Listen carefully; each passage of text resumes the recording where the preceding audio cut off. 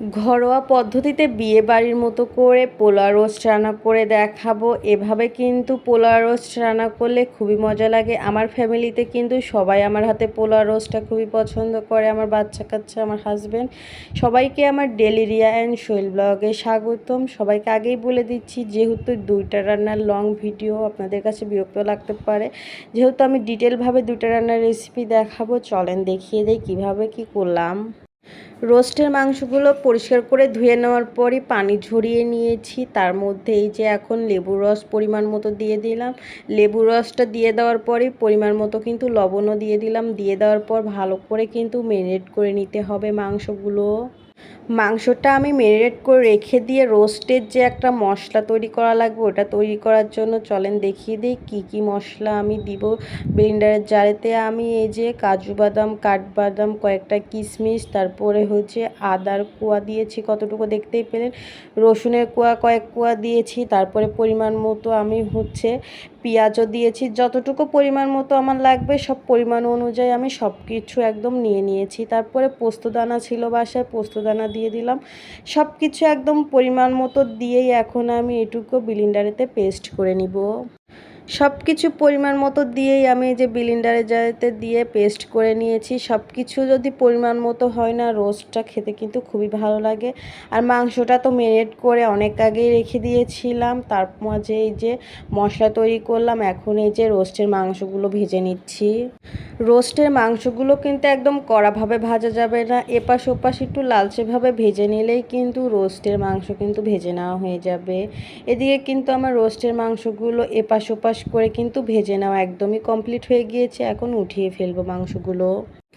আজকে তো শুক্রবারে সবার বাসায় কম বেশি ভালো মন্দ রান্না বান্না হচ্ছে, কিন্তু আমার বাচ্চা কাচ্চার আজকে আবদার ছিল, তাদের আজকে চিকেন রোস্ট আর হচ্ছে পোলাও রান্না করে দেওয়া লাগবে। সেই জন্য এই যে ঝটপট করে আজকে চিকেন রোস্ট আর পোলাওটা রান্না করতেছিলাম।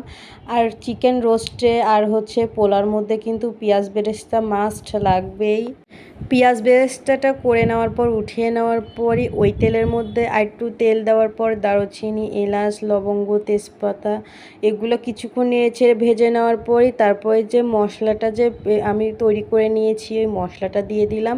মশলাটা এখন কিছুক্ষণ আমি কষিয়ে নিব নেড়ে ছেড়ে। রোস্টের মশলাটা যদি আপনারা পরিমাণ মতো নিতে পারেন আর মশলাটা যদি পারফেক্টভাবে কষিয়ে নিতে পারেন না, রোস্টটা খেতে কিন্তু একদম বিয়েবাড়ির টেস্ট পাবেন।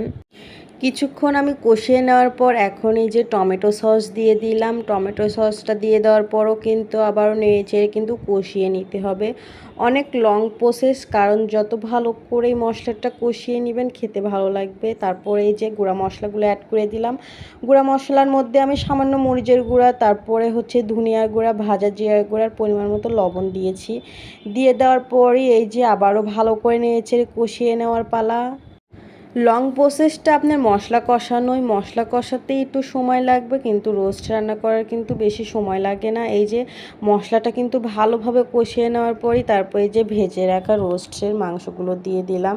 রোস্টের মাংসগুলো দিয়ে দেওয়ার পর এদিকে আমি গুঁড়া দুধটা হচ্ছে গুলিয়ে রেখেছিলাম, ওই গুঁড়া দুধটাই আমি হচ্ছে রোস্টের মধ্যে দিয়ে দিলাম।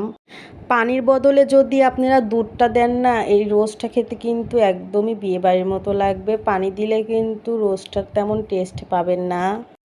এদিকে রোস্ট রান্নাটা হচ্ছে, এখন হচ্ছে পোলাও রান্না করার জন্য পোলা চাউলটাও ভালো করে ধুয়ে নিতে হবে। পোলার চাউলটা এখন আমি ভালো করে পরিষ্কার করে ধুয়ে নিব। যেহেতু রোস্ট রান্নায় প্রথমেই আমার সময় লেগেছে, এখন আর তেমন একটা সময় লাগবে না। পোলার চাউলটা ধুয়ে নেওয়ার পরই এই যে এই দিয়ে কয়েকটা আমি কাঁচামরিচ দিয়ে দিলাম, সামান্য চিনি দিয়ে দিলাম। রোস্টে সামান্য চিনি দিলে কিন্তু রোস্টটা খেতে মিষ্টি, ঝাল মিষ্টি এই রোস্টটা কিন্তু খেতে বেশি মজা লাগে। এদিকে রোস্ট রান্না হচ্ছে, পোলাও রান্না করার জন্য দারুচিনি, তারপরে এলাচ, তেজপাতা এগুলো দিয়ে নেড়েচেড়ে ভেজে নেওয়ার পরই পোলার চাউলগুলো দিয়ে দিলাম। রোস্ট রান্নার পাশাপাশি আমি পোলার চাউলটাও ভেজে নিচ্ছি, যেন ঝটপট করে দুইটা রান্নাই হয়ে যায়। আমি সব সময় ঝামেলা ছাড়া ঝটপট করে রান্না বান্নার চেষ্টা করি, যেহেতু আমার দুইটা বাচ্চা নিয়ে সময়টা যেন অপচয় না হয়, সেই জন্য ঝটপট করে রান্না করারই চেষ্টা করি। পোলাওটা আমি হচ্ছে রাইস কুকারে রান্না করব, ভেজে নিচ্ছিলাম। এদিকে কিন্তু আমার রোস্ট রান্না প্রায় হওয়ার কাছাকাছি। এদিকে আমি ঘি দিয়ে দিলাম, তারপর পেঁয়াজ বেরেস্তা কিছু দিয়ে দিলাম, দিয়ে আর কিছুক্ষণ রান্না করে নিলেই কিন্তু আমার রোস্ট রান্না একদমই কমপ্লিট হয়ে যাবে।